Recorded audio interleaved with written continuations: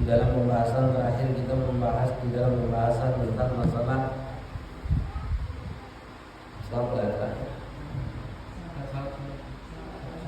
syarat surut wujud, syarat diwajibkan kita sholat. Sekarang masuk di dalam surut sihah, syarat sahnya sholat. Surut sihah. Sekarang menjelaskan tentang syarat sahnya sholat.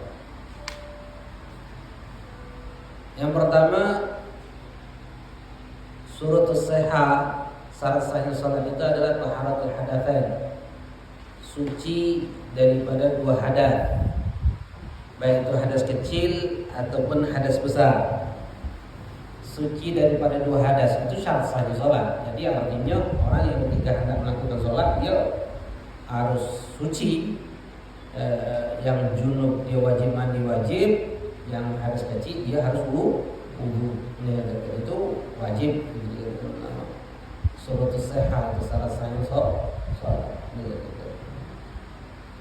Perkara yang mewajibkan seorang itu hadas kecil apa baik? Perkara yang mewajibkan dia hadas kecil apa baik? Perkara yang membatalkan wudu. Keluarnya sesuatu dari kemaluan, sentuhan laki-laki perempuan yang bukan mahram, hilangnya akal dengan tidur atau selain tidur, kecuali tidur. Yang keempat apa? Menyentuh kemaluan menggunakan telapak tangan. Menyentuh kemaluan menggunakan telapak tangan. Jadi ada 4 perkara yang batal wudu. Yang pertama keluar sesuatu dari kemaluan. Yang kedua hilangnya akal dengan tidur atau selain tidur. Yang ketiga bersentuhan laki-laki perempuan bukan mahram. Sehingga lamun laki kita batal, sama bini kita, batal. Wudu. Sehingga yang keempat menyentuh kemaluan menggunakan telapak tangan. Ini termasuk perkara yang membatalkan wudu. Makanya yang dikenal dengan hadas kecil. Orang yang tidak melakukan salah sikap itu maka diharuskan dia untuk hadas wudu. Suci dari hadas kecil. Sedangkan hadas besar apa baik? Hadas besar apa baik? Yang pertama adalah keluarnya mani, jima. Yang pertama jima, hubungan badan. Yang kedua keluarnya mani. Yang ketiga haid. Yang keempat nifas. Yang kelima melahirkan. Yang keenam kematian. Tapi mati itu bukan hadas. Lima apa yang diwajib?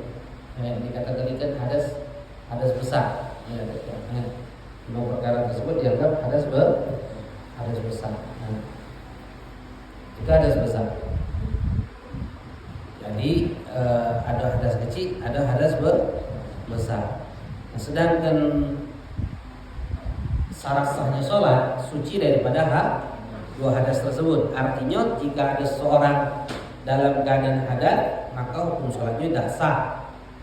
Nah, jika dia sengaja masuk ke dalam sholat dalam keadaan hadas, haram hukum.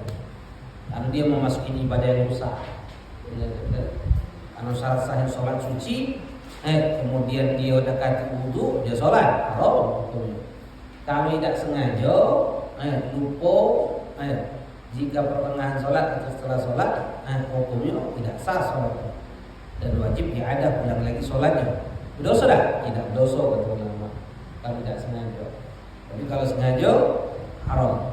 Makanya kita tu tak boleh pura-pura masuk dalam sholat, tu tak boleh. Ecek-ecek sholat, tak boleh, haram.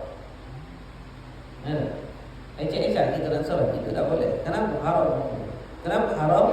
Karena memasuki ibadah yang rusak. Pura-pura. Sedangkan syarat sah sholat itu harus suci.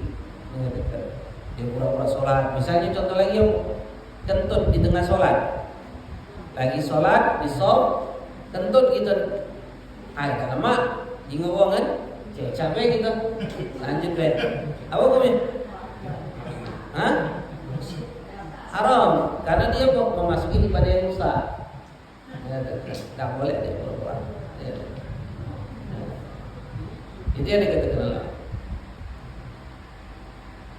Kecuali kata ulama, ada sikap permasalahan sahnya sholat wong yang dakati wudu atau dakati mandi wajib, tidak ada hadas besar atau hadas kecil.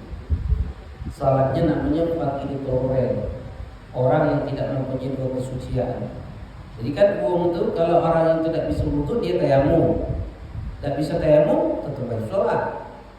Kalau junub dia wajib mandi, kalau tidak mampu mandi dia tayamum, tidak mampu tayamum dia wajib sholat. Namanya faqidu torel. Faqidu torel itu wong yang tidak mempunyai dua kesucian. Itu namanya faqidu torel. Wong yang tidak mempunyai dua kesucian. Wong yang tidak mempunyai dua kesucian tetap wajib sholat. Contoh masalah wong yang lagi sakit di rumah sakit, kapal. Misalnya pakai pampers, disitulah ada berselang, misalnya najis tadi pakai selang, kateter seperti itu, infus. Kemudian dia diperintahkan dalam syariat untuk apa? Untuk kalau nak sholat wajib sholat. Kalau selagi akalnya masih ada wajib sholat. Tidak baca sholat apa yang harus dilakukan? Kalau tidak mungkin ke sholat, dia harus wudu. Jika dia mampu sholat wajib wudu. Jika tidak mampu wudu dia wajib tayamum. Jika dia tidak mampu tayamum tetap wajib sholat. Dihormatul wadat untuk memperbuat sholat itu. Sah sholatnya? Sah sholatnya. Ini pengecualian kata ulama. Di dalam syarat sahnya sholat itu harus suci daripada dua hadas. Dan syarat yang pertama ini harus suci daripada dua hadas. Dikecualikan bagi mereka yang dikatakan apa? Fardu kifayah. Orang yang tidak mempunyai dua kesucian, tidak mampu untuk wudu, tidak mampu tayamum, tidak mampu mandi wajib, tidak mampu tayamum, tetap wajib sholat. Jadi kalau seandainya ada wong sakit, tapi masih sadar, tapi tidak baca apa-apa lagi sudah, sadar, tidak baca apa-apa lagi sudah, ke kamar mandi tidak baca, sedangkan najis galau, dia harus wudu, tidak baca. Dia tayamum tidak baca juga karena ada najis tadi. Syarat sahnya tayamum harus suci dari najis. Kalau dalam keadaan ada najis di badannya syarat tayamum tidak sah dia tayamum. Tetap wajib sholat. Sholatnya itu dihormatul wadat. Ini pengecualian. Begitu juga ada lagi namanya daimul hadas. Daimul hadas itu siapa? Uang yang terus-terusan dalam keadaan hadas. Contohnya kalau lanang beser, netes kencing. Wong yang netes itu wajib sholat, Macam mana sholatnya? Kalau yang lanang itu apa yang pertama dia sudah masuk waktu sholat, cebok, singkirkan yang terkena najis, dia tampil, kemudian dia wudu, dia wudunya nawaitu wudu istibahati fardhu shalah, dia wudu untuk diperbolehkan sholat wajib, kemudian cepat-cepat sholat. Ketika sholat masih netes, sah sholatnya? Sah sholatnya. Contoh lagi kalau perempuan pada umumnya istihadah, keluar darah bukan di waktu haid dan bukan di waktu nifas, wajib sholat tak? Wajib sholat. Bagaimana caranya? Masuk waktu sholat, yang kedua bersihkan yang terkena najis, yang ketiga dia harus tampil malu tersebut supaya tidak keluar darah lagi. Kemudian apa yang harus dilakukan? Wudu ini. Niat wudunya nawaitu wudu istibahati fardhu shalah. Niat wudu untuk diperbolehkan sholat wajib, habisnya cepat-cepat sholat.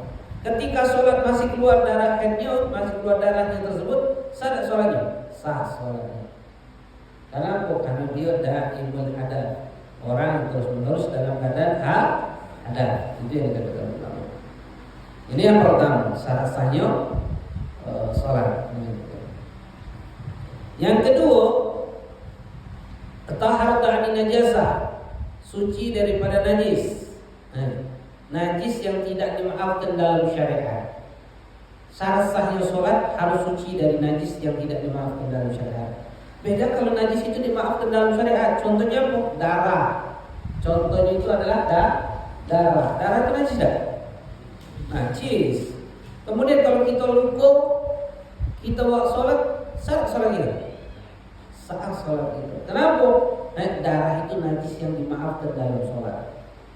Walaupun di badan kita, di baju kita ada darah, sah sholat kita. Dimaafkan. Tapi dengan syarat aturannya, hanya sedikit, tak boleh banyak. Kecuali darah kita dewek, Yang tahu-tahu keluar dewek, mimisan, apa bukan kita yang melakukannya, ucap mimisan, mengalir. Sama sana saat walaupun banyak darah, walaupun banyak, walaupun itu sah sholat. Najis tapi najisnya memaafkan dalam saya. Suci daripada najis. Di mana taharatan najisah? Fitab wal badan wal makan. Di pakaian kita, di badan kita, di tempat sholat kita. Maksud pakaian di sini dikatakan oleh ulama apa? Yang dimaksudkan pakaian di sini segala sesuatu yang kita pakai. Al-mabus min kulli mahmullah. Dikatakan ulama yang dianggap pakaian itu apa? Segala sesuatu yang kita pakai. Harus suci dari najis. Jika seandainya kita sholat dalam keadaan membawa najis, maka hukum sholat itu tidak sah. Banyak hal bisa dipakai najis itu apa dia? Baju, pakaian dalam, HP, dompet, isi dompet, kalung, gantungan kunci, kopiah, kacamata, apapun yang kita bawa itu mahmul itu. Sesuatu yang kita bawa itu dianggap pakaian. Itu harus suci dari najis. Kalau seandainya ada wong sholat bawa pipa gading gajah itu najis tak? Najis. Dia sholat, sah tak sholat? Tak sah sholat. Apa tak sah? Karena bawa najis. Sedangkan syarat sah sholat harus suci dari najis. Pernah kejadian mana? Pernah diceritakan HP dulu waktu budak masih kecil, HP ini didekatkan ke budak untuk dengarkan ngaji Quran. Namun masih kecil dia. Kenapa HP? Oleh anak HP Nokia di masa. Nokia boleh pergi pun. Anak sholat. Bawa HP kan tak mungkin tinggal. Bawa terus HP di mana-mana. Allah. Ketika bersolat bangun, ya Allah. HP tadi najis. Ada sholat? Dah sah sholat. Jadi hati-hati. Jangan buat najis. Gantungan kuku macan, gantungan kuku taring, misalnya ada kan dia taring macan, masalah taring buang, masalah kuku buang, apa hukumnya? Najis. Salah. Ada lagi budak tu pernah bawa di dompetnya dia nyimpen apa? Kulit ulo. Bukan kulitnya dia namanya. Kalau kita ganti kulit ulat. Nah kalau ganti kulit nah ganti kulitnya itu di bawahnya najis tak itu? Najis. Beda kalau kulit ulo yang sudah disama. Kalau kulit ulo yang sudah disama hukumnya apa? Suci. Seperti dompet yang asli dari kulit ulo, apa hukumnya? Suci. Tapi kalau bukan ganti kulit ulo tersebut yang kita bawa itu hukumnya najis. Banyak hal. Hati-hati. Jangan pernah sholat membawa sesuatu yang najis. Contoh lagi kunci motor, kunci mobil, gadang kita. Nah ini sekarang biasanya cek misalnya lantai rumah ini kan kita ada anak kecil. Kalau kencing, lagi-lagi deh, najis tak? Terus apa yang harus dilakukan? Dipel, kebanyakan. Dipel lah. Dipel apa disiram? Dilap. Habis baru dipel. Dilap dulu. Habisnya dipel. Apa hukumnya? Najis. Surma dipel. Najis kalau tak? Surma najis kalau kan? Minumlah baju es gelas. Taruh di bawah lantai tersebut. Basah tak? Kelasnya najis tak? Najis kelasnya. Kalau lantainya najis, lihat dekat. Nempellah kunci motor basah-basah masalah nyampak di lantai tersebut. Najis tak kunci motor? Najis. Kemudian bawa sholat. Kemudian bawa sholat. Misalnya ini. Kan kapal-kapal kadang nyampak di lantai, kadang basah-basah. Misalnya basah, megang pun macam nyampak di lantai. Sedang di lantai itu najis. Walaupun putih, bersih, wangi lantai kita ni, tapi kalau cara membersihkannya tidak benar, hukumnya najis. Lihat. Ketika kita bawa sholat, salah sholat. Tidak. Ingat-ingat. Jadi kalau lantai rumah dikencing budak, apa yang kita lakukan? Hah? Lap dulu, habisnya siram. Tidak cukup dipel, habis lap kemudian dipel, cukup dah? Tidak. Maka dihukumi tetap najis. Sangatnya harus lap alik baju. Baru dihukumi suci. Kalau dilap habisnya tidak lagi ke baju, hukumnya tetap najis. Jadi atau di rumah-rumah kita tuh, rumah itu sangat pegel kalau punya budak-budak kecil ini. Kalau dia kencing sebasengan itu pakai pampers, sudah pegel lapnya be. Habis lapnya lagi sing ngepel, pelnya semua. Najis kan? Terus tai cicit misalnya, tai burung, tai cicit di rumah itu, kalau di rumah itu kadang tai burung itu kadang masuk di rumah. Kalau jendela buka kalau itu kadang burung itu masuk. Berak, burung gadget berak, habisnya balik kan? Kaki, jingok oleh burung rumah. Kalau dulu dipelnya langsung. Kalau sekarang ini dah, kalau sudah kayak itu cuci dulu, pakai apa? Pakai kapas, pakai tisu. Airnya buang, kayak cicak misalnya. Airnya buang, baru alik ke banyu. Alik ke banyu yang tempat terkena najis. Habisnya pel, Tapi kalau seandainya kita pel langsung, ada tai cicak itu, kita gosok-gosok di pelan itu, apa punya? Najis. Begas pula masuk ke ember lagi, apa punya? Najis galau. Pel lagi semua dengan itu tadi, apa punya? Akhir sholat biar wudu, dari lantai kamar itu, kamar mandi keluar basah-basah, kaki tempat pojok sejadah. Nanti saya kaki. Sholat doa, sholat basah. Hati-hati. Jangan anggap remeh tentang masalah najis. Gara-gara najis lah berapa banyak ibadah itu tidak diterima oleh Allah.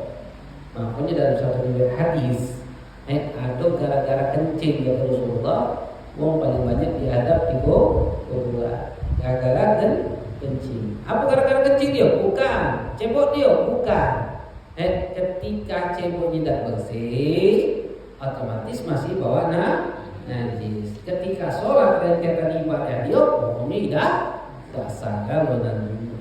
Maksudnya apa? Baik dia paham atau tidak paham tentang hukum itu, tetap hukum sholat ibadahnya tidak sah. Lebih mana selama Ustaz Anda tidak tahu, tidak sah sholat. Karena belajar agama ini hukumnya wajib untuk apa? Untuk mempelajari bagaimana tata cara ibadah itu benar atau salah. Itu bukan duduk pengajian untuk belajar, duduk dapat pahala dan duduk dapat tidak. Beda kalau kita majlis ngaji, yo duduk dapat pahala, tidak duduk dapat apa. Karena wajib tak kita ngaji? Wajib tak ngaji? Wajib tak? Apa pun ngaji? Wajib? Gosok kalau tidak ngaji? Tidak. Sunnah. Jadi belajarnya pun sunnah, tidak wajib. Kita baca ngaji dosa? Tidak. Tidak dosa. Tapi dia harus untuk belajar. Tapi kalau belajar bab sholat tidak belajar, akhirnya sholat tidak sah hukumnya haram. Berarti belajarnya hukumnya wajib. Suci daripada pakaian. Yang kedua, wal badan, suci daripada badan. Yang dimasukkan badan itu dari ujung rambut sampai ujung kaki. Termasuklah apa? Dakhil anfi wa fami au ainihi. Dalam hidung, dalam mulut atau dalam mata. Dalam hidung, dalam mulut atau dalam mata. Harus suci dalam hidung, dalam mulut atau dalam mata. Itu harus suci dari najis. Harus suci. Artinya kalau sholat kursi kita berdarah, sah tak sholatnya? Dah batal sholat. Kursi berdarah, batal? Batal. Hidung dipisah, tampil sama tisu. Sudah kering, kita buang. Kan isunya salat kita, Allahu Akbar. Sah salatnya? Hah? Tidak. Kenapa tidak sah? Najis, cuci dulu. Ya, cuci dulu. Ya. Itu hati-hati. Muntah. Kalau lagi sholat, kekenyangan keluar sedikit. Apa hukum sholatnya? Hah? Karena kan kita kalau terawih biasanya kekenyangan buku kan. Terawih pas sholat, pas rukuk keluar dikit. Keluar dikit. Apa hukumnya? Sholatnya batal sholatnya. Kenapa? Ada najis. Mana cara bersih ini? Harus ngobrol. Buang. Cara membersihkan muntah itu harus seperti itu. Jangan kita langsung minum, haram. Kenapa kalau kita langsung minum habis muntah kita minum apa? Haram. Kenapa haram? Najis kalau boleh itu. Wajib kumu dan wajib mubalaghah seperti itu. Mubalaghah harus berlebihan. Kalau tidak, najis kalau menurut kita. Itu yang harus kita pelajari.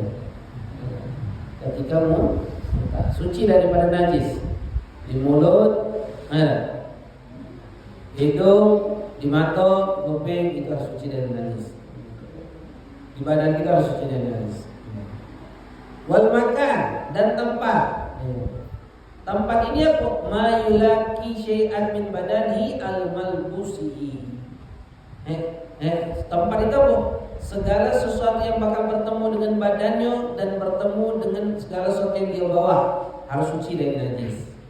Artinya kalau ketika sholat di pucuk sejadah kita ada tai kebo sebesar ini, di pucuk sejadah, tai kebo sebesar ini. Kita sholat Allahu Akbar, pas sujud sampingan dengan tai kebo tersebut, tapi tidak bersentuhan dengan tai kebo tersebut. Sah tak sholat? Sah. Kenapa? Karena tidak bersentuhan dengan kita.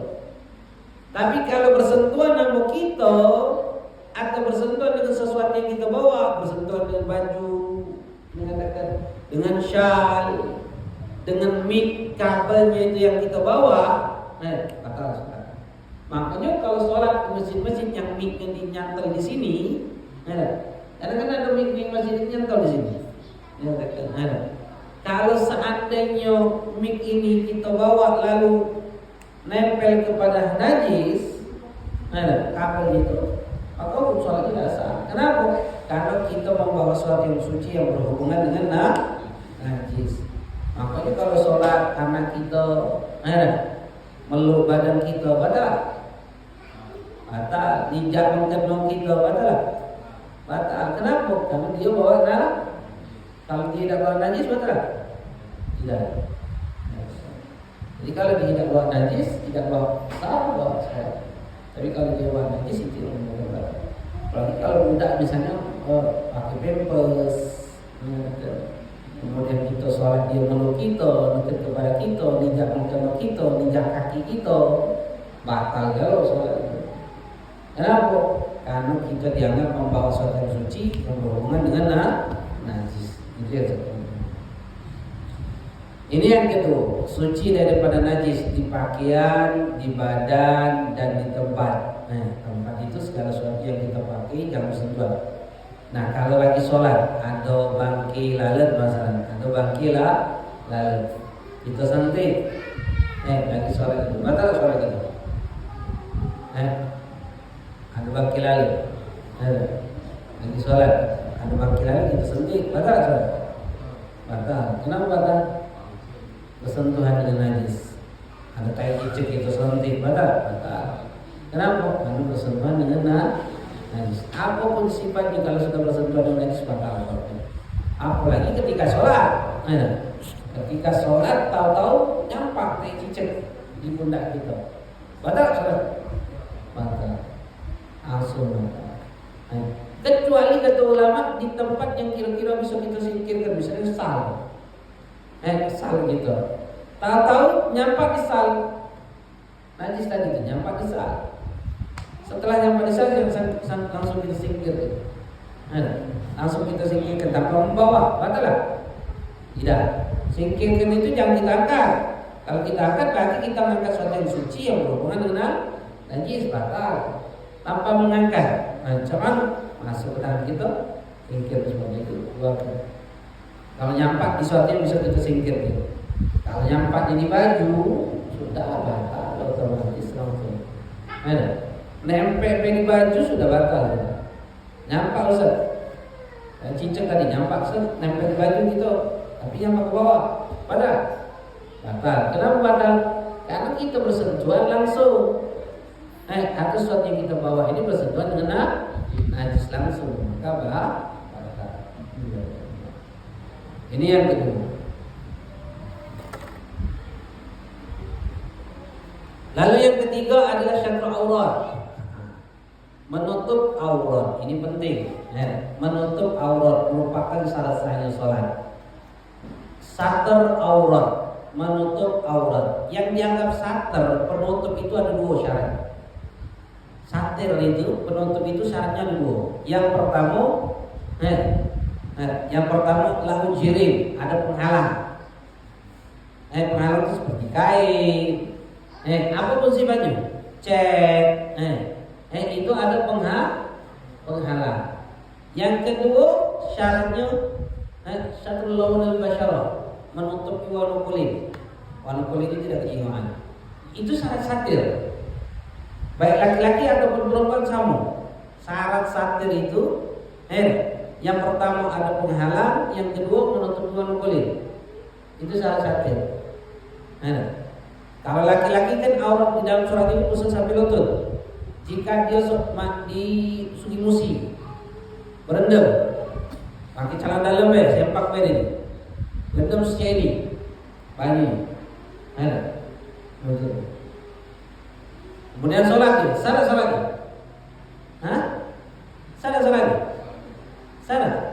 sah. Kenapa sah?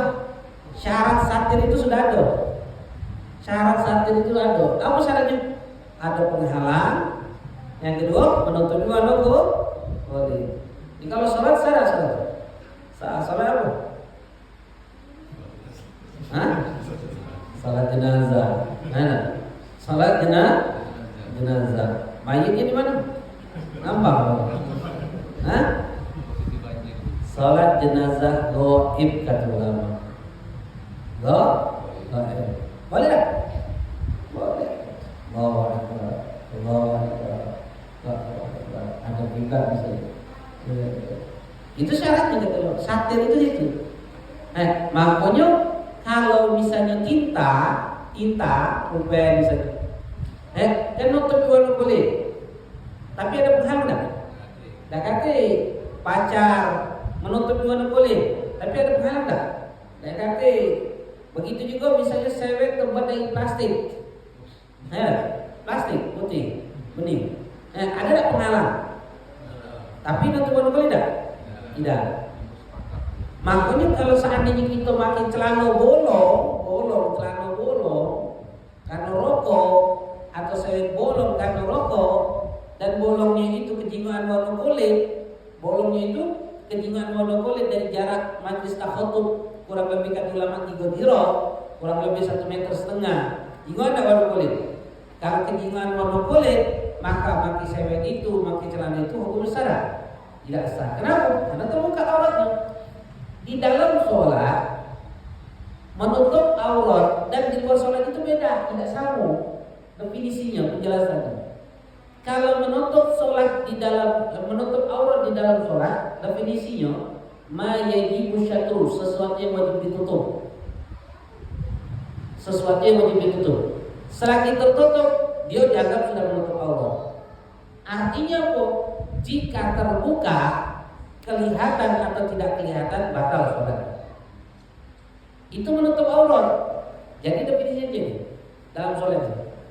Sholat itu menutup aurat syarat sahnya sholat. Menutup aurat itu maksudnya bagaimana? Suatu yang wajib ditutup.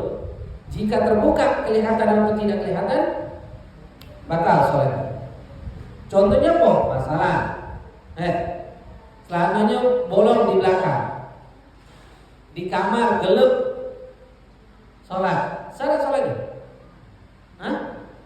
Salah sholatnya? Dewean? Gelap? Salah? Gelap. di belakang bolong. Pakai celana. Di belakangnya bolong di pantatnya. Saya lana sholat. Kenapa tidak sah? Karena definisi aurat itu dalam sholat itu menjadi sesuatu yang wajib ditutup. Jika terbuka, kelihatan atau tidak kelihatan, batal sholatnya. Walaupun bukan tidak kejingan, walaupun tidak kejingan. Kenapa? Karena wajib ditutup. Beda kalau di luar sholat. Kalau di luar sholat, aurat itu mayajibu syatru wa yahrunahu. Sesuatu yang wajib ditutup dan diharamkan untuk dilihat. Wajib ditutup dan haram untuk dilihat. Selagi tertutup dan tidak terlihat, dia sudah dianggap menutup aurat. Contoh, ini kamar mandi. Nah, ini bayangkan ini, di kaca ini sudah dianggap satu belum? Sudah kan? Ada penghalang, tidak kejingan warna kulit, walaupun berbayang. Kejingan ada warna kulit? Tidak, walaupun berbayang kejingan. Kalau dianggap satir, sah kalau pakai satir. Misalnya ada orang masuk, gotil hajat, buka celana, gotil hajat ini di situ. Kita duduk di sini. Ini ada. Pintunya tidak dikunci, ditutupnya baik. Tutupnya. Pertanyaannya, berdosa tidak dia buka celana? Buka auratnya? Kenapa tidak? Selagi tertutup dan tidak terjingung, dia sudah dianggap menutup aurat. Tapi kalau dia sholat, sah sholatnya? Tidak. Jadi kita harus pahami, menutup aurat di dalam sholat dan di luar sholat sama atau beda? Beda. Tak kacanya kita samakan. Makanya sholat itu definisi menutup aurat sesuatu yang wajib ditutup. Jika terbuka, tidak sah sholat. Walaupun kejingan atau tidak kejingan. Nah, aurat di dalam sholat dan di luar sholat yang kedua, yang bedanya itu, kalau dalam sholat kan aurat itu sesuatu yang wajib ditutup. Jika terbuka kelihatan atau tidak kelihatan, batal. Kalau di luar sholat sesuatu yang wajib ditutup dan diharamkan untuk dilihat. Selagi tertutup dan tidak terlihat, dia sudah dianggap menutup aurat. Itu yang pertama.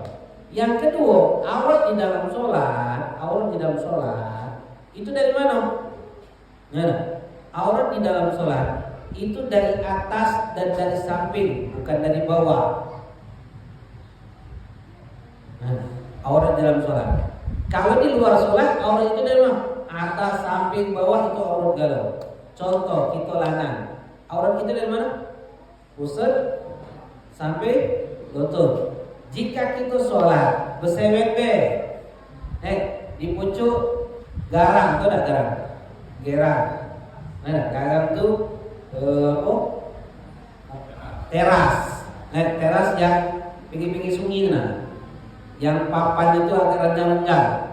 Kalau kita di rumah pinggir sungai, terasnya itu kan pakai papan. Papannya itu renggang-renggang, tidak rapet. Biasa memang direnggang-renggang seperti itu. Jadi kalau kita sholat, lalu di bawah kita ada nyingok aurat kita, batal sholat kita? Batal? Tidak. Kenapa tidak batal? Karena aurat di dalam sholat itu dari atas dan dari samping. Paham? Tapi kalau di luar sholat, aurat itu dari atas dan dari bawah. Ada nyingok aurat kita dari bawah. Dosa dan nyingok. Kita yang buat dijingok aja nutupi. Tapi sholat kita sah. Itu laki-laki. Aurat kita pas sampai lutut. Kalau perempuan auratnya di mana? Ada. Seluruh wajah kecuali apa? Wajah dan telapak tangan. Wajah itu mana batasannya? Tempat tumbuh rambut sampai mana? Sampai dagu. Bawah dagunya wajah kan? Bawah dagu di wajah kan? Bukan. Ada. Jadi kalau makin jilbab cewek itu benar apa salah? Salah. Kenapa? Karena bawah dagu ini bukan aurat. Bukan wajah ini, adalah aurat, tutup wajah. Dagu. Atau pakai pakai ciput. Ciput kan? Ada. Ibu-ibu tuh, ada. Biasa kan kalau keluar rumah pakai apa? Ciput. Nah, tutup dagunya sambil. Cari ciput yang pas menggait kita warnanya. Jadi baru pakai jilbab. Walaupun jilbab kita ke bawah sini, tapi sudah jelas ada ciput yang nutupi. Dagunya. Itu penting. Itu di luar sholat. Kalau kita buka dosa aurat itu. Kenapa? Karena wajib ditutup. Nah, ketika sholat juga sama. Makanya harus ada tanda dagu. Kalau mengkenanya di bawah dagu, sah sholat? Tidak sah sholat. Tonggak tunggila sholat no, tonggak tunggil, sah sholat? Tidak sah sholat. Kenapa tidak sah? Karena syarat sahnya sholat menutup aurat. Itu yang pertama. Kemudian perempuan itu auratnya sama, mencat kailanan dari atas dan samping, bukan dari bawah. Jadi perempuan itu tidak boleh makin mengkena putusan. Kalau dia makin mengkena putusan, terbuka dari auratnya. Terbuka dari mana? Dari dadanya. Nah, ketika sini terbuka dari bawah. Ini dari samping. Yang dimaksudkan dari samping itu dari pojok sini samping bawah.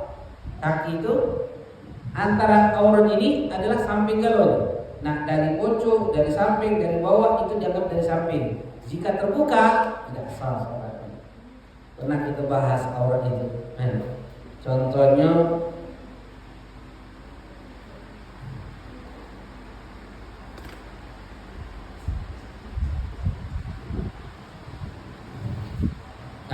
seperti ini. Sah sholatnya? Tidak sah sholatnya. Kenapa tidak sah sholatnya? Karena terbuka dari samping, dari bawahnya. Sedangkan aurat di dalam sholat itu wajib ditutup galon. Makanya pakailah mengkenapa? Langsung tidak terbuka lagi. Kalau dari sini tidak sah. Dari sini tidak sah. Kemudian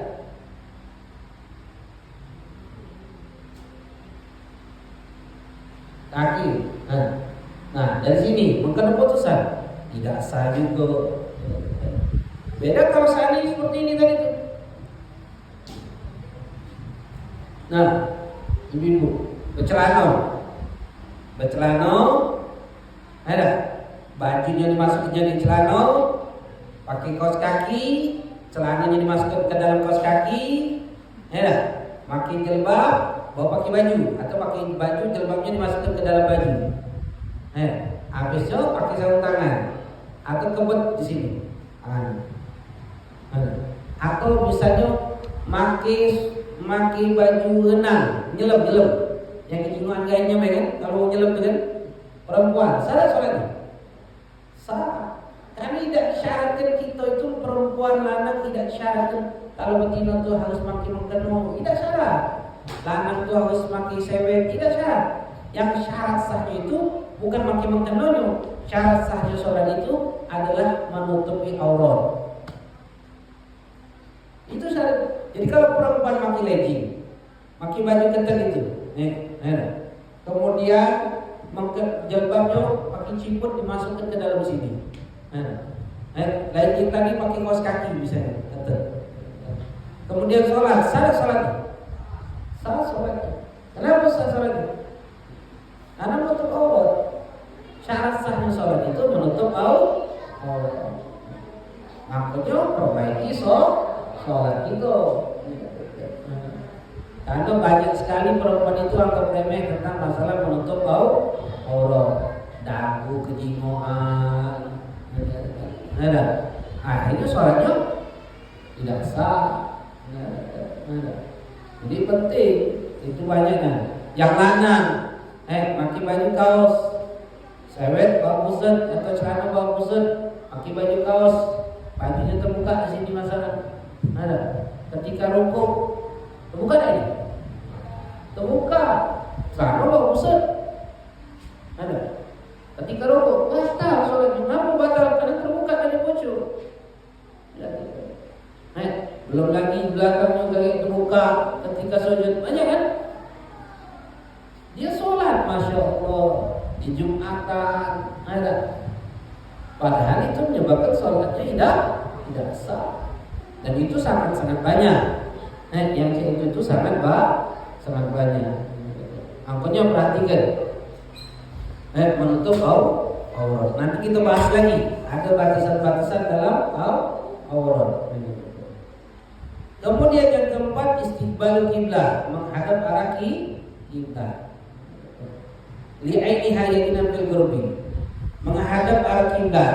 Ulama mengatakan menghadap arah kiblat ini dengan dada kita. Yang dimaksudkan kiblat ini adalah Ka'bah, kata ulama. Dihadapkan dada kita menghadap arah kiblat. Kalau ditarik benang merah, dada kita itu menghadap kiblat. Kalau jingo Ka'bahnya garis merah ini ada kiblat. Kalau kita tidak jingo, sangat kuat kita ini sudah hadap arah kiblat. Lalu ulama mengatakan boleh tak miring kanan sedikit, miring kiri sedikit. Ulama berbeda pendapat. Ada yang mengatakan boleh jihad, menurut pendapat jihad arah. Kalau sama arah kiblat, miring kanan sedikit, miring kiri sedikit tidak apa. Ada lagi yang mengatakan tidak, harus sangat kuat ainul Ka'bah. Mantap, tak boleh miring kanan sedikit, miring kiri sedikit tak boleh. Jadi ulama berbeda pendapat. Namanya melok serah, melok kalau kita sekarang ini zaman sekarang ini cukup melok jihad arah Ka'bah. Mana sana? Sudah. Kalau tak arah sana. Itu yang keempat, menghadap arah kiblat. Sholat wajib kita menghadap kiblat, kecuali ada 3 kondisi. Kita boleh sholat tidak menghadap kiblat. Yang pertama, syiddatul khauf, puncak rasa takut. Contohnya dalam peperangan. Ketika perang berkecamuk, boleh sholat pas sholat musuh nyerang, boleh kita pada saat itu bergerak tanpa membatali sholat. Tidak perlu lagi ngadep arah kiblat sambil naikkan pedang boleh. Atau contoh lagi sholat di masjid, gempa, apa yang harus dilakukan? Lari gitu. Batalkan tidak sholat? Tidak perlu dibatalkan. Namun sholat apa? Syiddatul khauf, puncak rasa takut. Ini kondisi pertama. Yang kedua, wajib qada tak? Wajib ulang lagi sholat tidak? Tidak wajib sholat. Yang kedua kondisinya udzur. Itu tidak bacakan kiblat. Kenapa? Masalah sakit atau di pucuk pesawat, di kapal terbang, ngadep arah pesawat. Maka kata ulama apa? Sholat ngadep arah pesawat itu tidak perlu ngadep kiblat, tapi wajib iadah. Sholatnya kalau sudah baca ngadep kiblat, wajib ulangi lagi sholatnya. Ini yang kedua. Lalu yang ketiga, sholat sunnah di dalam perjalanan mubah. Kalau kita dalam keadaan perjalanan mubah, walaupun ke kota inilah, boleh sholat di pucuk kendaraan itu. Pucuk mobil masalah sholat. Tapi berbeda sholat duha, tapi sholat sunnah kata ulama yang diperbolehkan. Perjalanan mubah. Kiblatnya mana? Ngadep arah jalan mobil juga. Allah ruku, tidak sujud lebih rendah daripada ruku. Itu dalam sholat sunnah. 3 kondisi ini boleh kita tidak ngadep arah kiblat. Selain ini wajib kita sholat ngadep arah kiblat. Itu syarat yang keempat di dalam sholat. Yang kelima, dukhul waqt, sudah masuk waktu sholat, yakinan adzan. Yakin sudah masuk waktu sholat atau adzan sangat kuat sudah masuk waktu sholat. Jadi ketika hendak sholat, syarat sahnya itu kita harus tahu dulu masuk waktu sholat atau belum. Jangan ketika sholat Allahu Akbar masuk belum waktu? Oh iya sudah. Syarat sholatnya? Dah. Walaupun sudah masuk waktu sholat. Kenapa? Karena syarat sah sholat itu harus tahu dulu sudah masuk waktu sholat secara yakin atau don sangat kuat sudah masuk waktu sholat. Lalu yang kelima, yang keenam, ilmu bifardiyati, dia harus tahu kewajiban sholat itu sendiri. Kalau dia tidak tahu kewajiban sholatnya, maka hukum sholatnya tidak sah. Dia harus tahu kewajiban hukum sholat. sholat tersebut. Jangan sampai tidak tahu kewajiban sholat tersebut. Seperti contoh sholat jenazah, apa hukumnya? Wajib apa sunnah? Wajib apa sunnah sholat jenazah? Kalau kita meyakini sholat jenazah itu sunnah, maka hukum sholat jenazah tidak sah. Sholat jenazah itu apa hukumnya? Wajib. Wajib sholat jenazah. Walaupun wajibnya kifayah, salah sikap yang lakukan yang lain lepas kewajiban. Tapi hukumnya wajib. Harus mengetahui kewajiban itu. Lalu yang ketujuh, ala ya'taqida fardhu min fardhi sunnah. Ini juga penting. Di dalam sholat itu kan ada yang wajib, ada yang sunnah. Jangan sampai berkeyakinan yang wajib itu sunnah. Kalau berkeyakinan yang wajib itu sunnah, maka hukum sholatnya tidak. Contoh misalnya, anak nyangkok, baca Fatihah tidak wajib, sunnah, tidak sah sholatnya. Jangan sampai berkeyakinan yang wajib itu sunnah. Anak nyangkok rukuk tidak wajib, nyangkok itu sunnah, tidak sah. Beda kalau nyangkok wajib galau sholat itu. Anak nyangkok Ustaz, anak nyangkok tasyahudul awal itu wajib. Padahal sunnah. Sah sholatnya? Sah sholatnya. Tapi kalau yang menyangkut yang wajib itu sunnah, itu yang jadi masalah. Itu yang tidak sah. Lalu yang terakhir, istinabul mubtilat, menjauhi perkara-perkara yang membatalkan puasa, membatalkan sholat. Jadi ketika sholat itu wajib. Tadi kita pahami, kita belajar apa hal-hal yang bisa membatalkan sholat. Itu penting nanti kita tahu, karena banyaknya hal-hal yang bisa membatalkan sholat dan kita wajib menjauhi perkara-perkara tersebut. Nah, inilah 8 perkara kata ulama, 8 perkara tentang syarat sahnya sholat. Itu yang harus kita lakukan.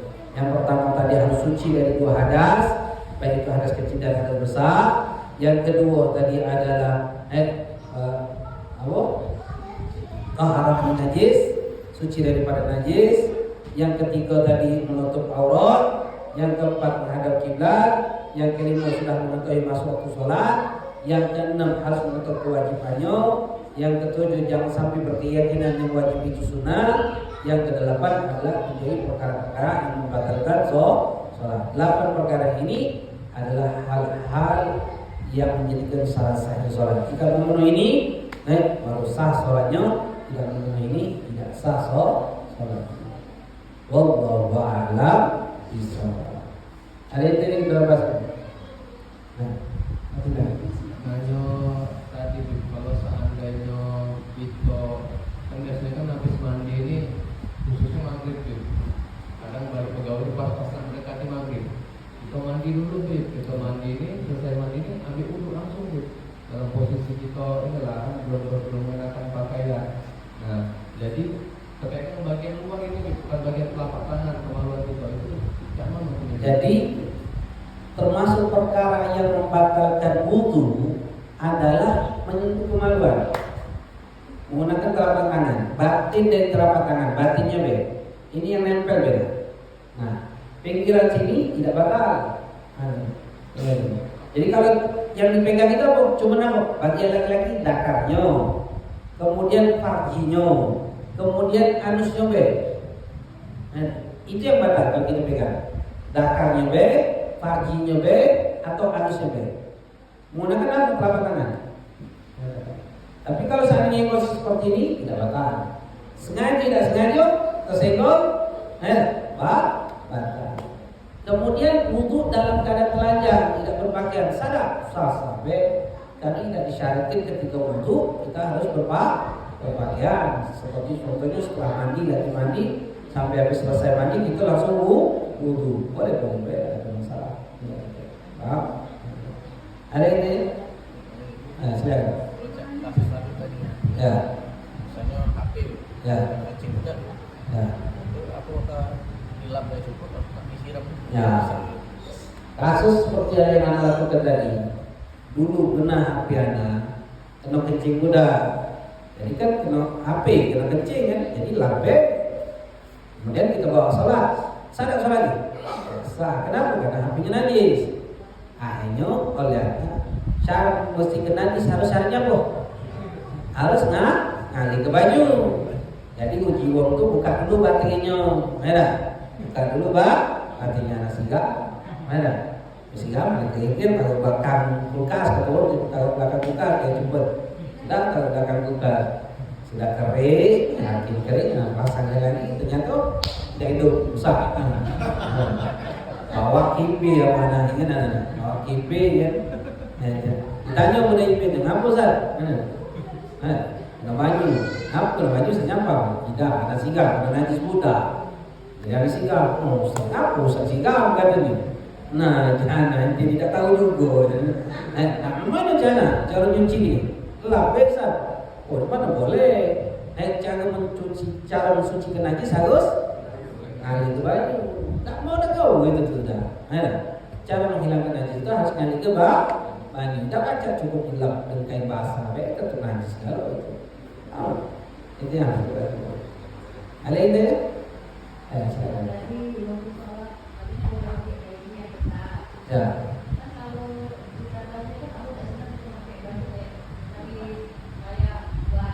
Ya. Ya.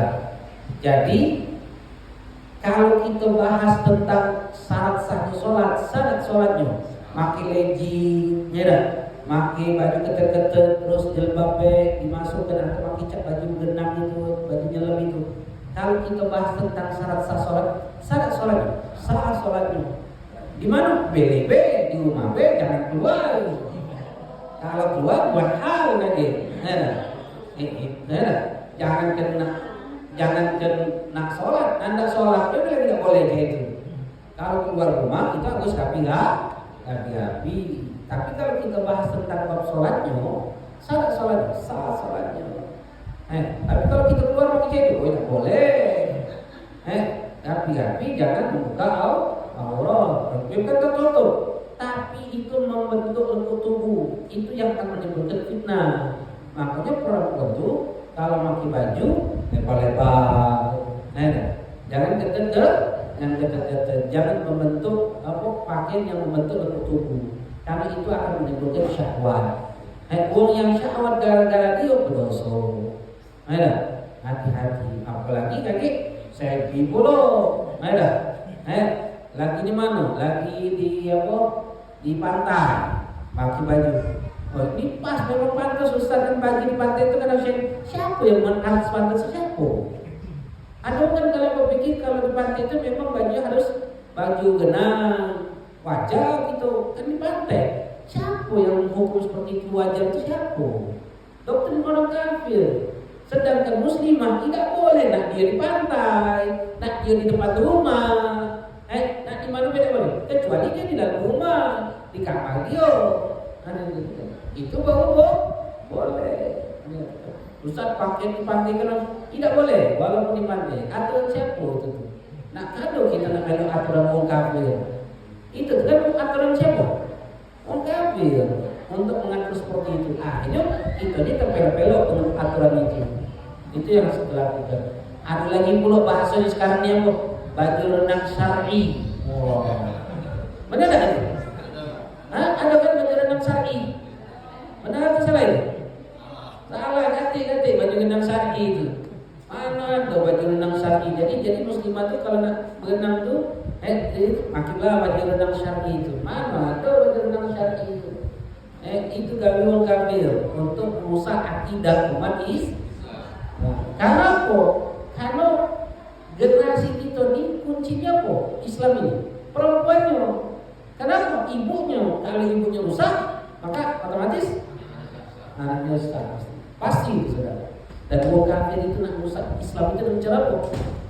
Rusak perempuan-perempuan. Kalau sudah perempuannya rusak, maka generasinya akan rusak. Nah, betul. Ada itu? Ya.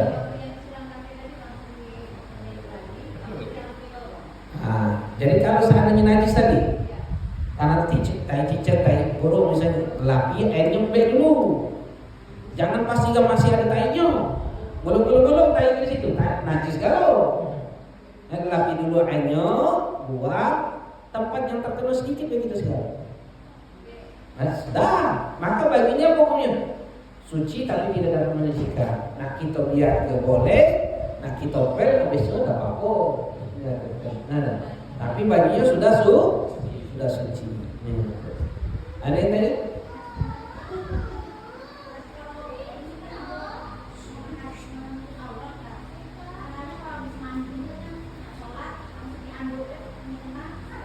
Makanya perempuan itu yang penting dia menutup aurat. Misalnya tidak berbaju apa-apa, makan nobe, tapi makan langsung.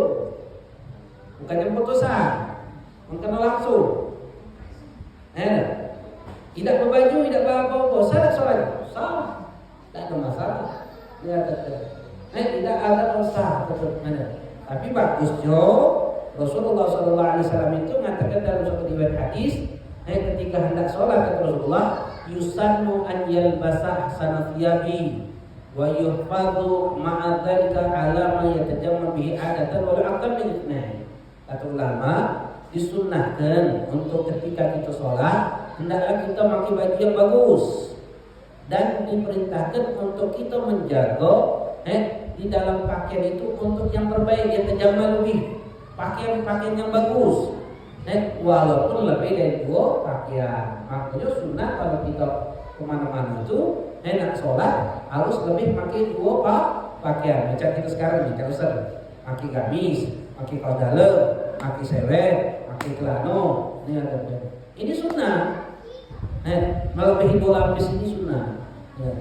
Makanya ketika sholat tuh berlapis-lapis itu sunnah. Yang anak pakai gamis, pakai jubah, pakai kopiah, itu bagian dari sunnah. Begitu juga perempuan, pakai baju dulu, pakai celana, pakai daster, pakai mengkenong, tajamul, bercantik-cantik, berbelagak-belagak di dalam pakaian. Kapan? Nak sholat, ketika nak ngadep Allah. Ada yang tanya? Ini ada sensitif. Kalau kita kan biasanya pagi memang bersih gitu kan. Pas biasanya kan kita berhadis kecil kalau bersih gitu kan. Pas kita sholat dulu, kadang-kadang kita rasa was-was bersih tidak. Atau misalnya lalu tidak. Kalau bersih di mana kita sholat berjalan kaki kita bersih juga. Ya. Perempuan ketika nak sholat itu harus cebok dulu dah. Ini pertanyaan sering ditanyakan oleh perempuan-perempuan. Sebetulnya yang pertama perempuan kalau nak sholat harus cebok dulu dah.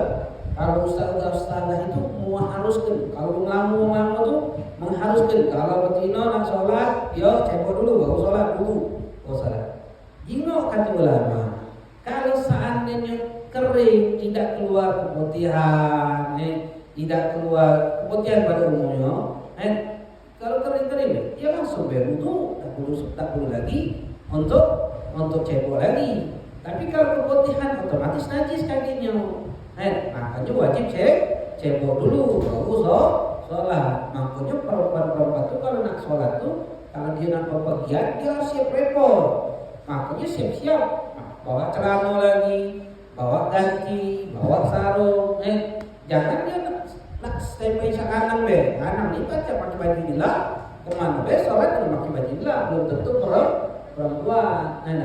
Jadi kalau seandainya habis kencing, cebok, habislah sholat lagi, butuh cebok lagi dah. Najis dah celana bekas kita pakai habis cebok tadi? Tidak najis. Asal tidak keputihan. Kalau keputihan baru dong kaki bau najis. Kalau tidak keputihan tidak perlu tidak najis, tapi ya kot bergadang rata-rata karena keputihan, akhirnya otomatis selama itu najis. Jadi jangan lupa kalau yang permintaan najis bukan sholat. Kalau dia bukan sigal baju sigal basah-basah, sholatlah dalam keadaan basah-basah. Salah sholat. Lagi lana, sempak, najis sana kencing tegak tadi netes, pasien boleh. Macam mana? Sudah ambil baju singgah lama, Kata saya boleh basah-basah. Habis bersih dah. Kan yang penting najis tu ngalir ke baju sudah bersih, sudah ngalir ke baju. Sholat lah. Tapi basah. Tidak apa-apa daripada yang tinggal ke sholat. Pilih mana? Basah atau tinggal ke sholat? Harusnya. Tapi banyak lu meninggalkan sholat daripada basah. Itu yang paham? Ada yang tanya lagi? Ini melenceng dari tema. Ya, betul. Karena minum Umar kemarin itu kan 40 hari sholatnya tidak terima. Ya. Ibadah tidak terima. Ya. Itu yang ke depan. Jadi ulama berbeda pendapat tentang makna umum yang menyebutkan amalnya tidak diterima oleh Allah. Kapan amalnya tidak diterima? Kalau dia tidak bertobat. Tapi kalau dia bertobat pada saat itu, selesai urusannya. Innallaha ghafurur rahim. Kalau dia tidak bertobat dengan amal tidak diterima oleh Allah. Sedangkan ketika dia bertobat, amalnya diterima oleh Allah Subhanahu wa taala. Amal yang akan dilakukan, amal yang akan dilakukan. Tapi kalau dia pada saat itu dia bertobat, diterima oleh Allah. Itu maksiat bainahu wa bainallah, maksiat antara dia dengan Allah. Itu lebih gampang untuk diterima taubatnya oleh Allah dibandingkan maksiat dia dengan makhluk. Allah tidak akan terima taubat dia kecuali selesai dulu sama makhluk tadi. Kalau makhluk ini tidak ridho, tidak selesai urusan ini sampai nanti dibawa ke akhirat. Ada itu? Perihal wanita sholat itu baiknya di masjid atau di rumah? Kalau perempuan bagusnya di mana? Di rumah. Di mana rupanya? Di kamarnya. Itu paling bagusnya betina sholat. Beb kami ini gandong misalnya sudah di rumah tidak dikewang lagi sudah. Jadi sholat di masjid boleh? Tak apa, bagus perempuan sholat di masjid kalau tua-tua.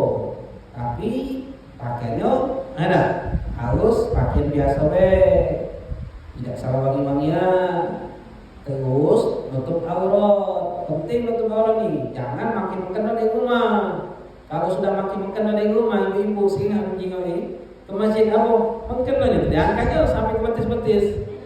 Takut kotor. Ada yang kayak itu? Hanya, tak boleh. Tidak boleh kayak itu tuh. Aurat dosa.